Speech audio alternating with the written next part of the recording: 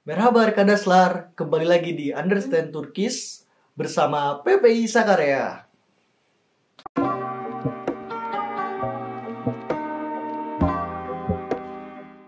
Nama gue Alfi. Kali ini di video ini gue bakal ngejelasin tentang akhiran preposisi. Apa sih akhiran preposisi? Kalau di Indonesia gak ada sih. Sebenarnya akhiran preposisi ini digunakan untuk penegasan kata pada umumnya. Tapi kalau di Indonesia biasanya mereka menggunakan akhiran preposisi ini dengan nada-nada yang tinggi.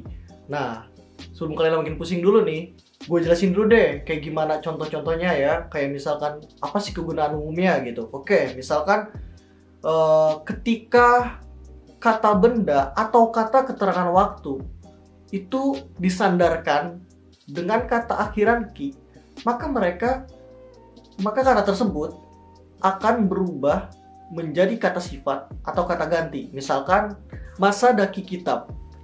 Masada itu artinya di meja, kitab itu artinya buku. Nah, ketika menggunakan masadaki kitab artinya buku yang di atas meja. Jadi ki di sini hanya menyifati kata masada tersebut, kata meja tersebut. Contoh lain, yaren ki senau. Nah, artinya yaren itu besok, senau itu ujian. Jadi ki di sini hanya penguat, yaitu menguatkan kalau ujian itu besok, ya bener-bener besok ujiannya. Nah gitu. Kalau di Indonesia kan enggak. Nah, ada juga biasanya ditanya kan, kita ditanya sama orang Turki misalkan, hangi senau, ujian yang mana? Nah, jawabannya kalau bener-bener besok ujiannya, kita tinggal tambahin ki di kata besok, yaitu yaren ki senau, besok ujiannya. Nah gitu. Jadi itu kata penguatan. Jadi besoknya bener-bener besok. Nah, kalau misalkan di Indonesia kan enggak. Kalau ditanya, ujian yang mana? Besok, iya besok gitu kan. Kita pakai nada tinggi. Nah, kalau di Turki tidak ada kata ki untuk kata penguatan. Nah, itu secara umumnya. Tapi sebenarnya ki tersebut memiliki 3 fungsi. Yaitu yang pertama biasanya digunakan untuk sebuah tempat. Contohnya kayak gimana? Nah, misalkan İzmir'deki, yaitu İzmir'de itu artinya di Izmir.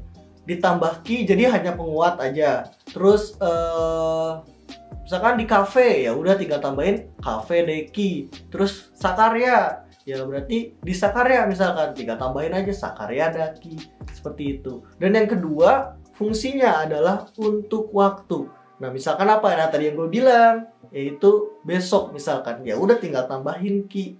Besok itu bahasa Turkinya yarın, ki itu kata penguatnya aja, yarın ki. Oh iya teman-teman, ki ini ada istisnanya loh, yaitu berubah menjadi ku. Kapan? Ketika bertemu dengan kemarin yang bahasa Turkinya dun berubah menjadi dunku, dan hari yang berubah menjadi gunku, dan bugun yang berubah menjadi hari ini yang berubah menjadi bugunku. Nah, dan fungsi yang ketiga itu biasa mereka gunakan sebagai kata ganti. Misalkan, nama saya Alfi, nama kamu siapa? Nah, dalam bahasa Turkinya, benim adım Alfi, senin adın ne? Nah, kita bisa menggunakan kata ki untuk menggantikan senin adın menjadi cukup senin ki.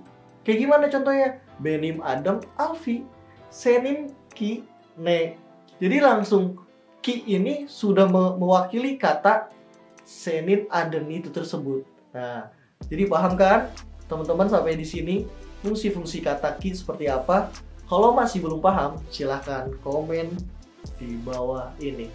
Bisa ditanyakan, bisa kita diskusikan. Ya, walaupun cukup sulit sih memahami akhiran preposisi ki karena di kita nggak ada. Dan kita kalau mau bisa, ya kalian harus main ke sini, sering berinteraksi sama mereka, orang Turki maksudnya, dan harus mengetahui budayanya. Nah, kalau kalian masih kurang paham dan masih pengen berdiskusi tentang ki, silakan komen di bawah. Terima kasih.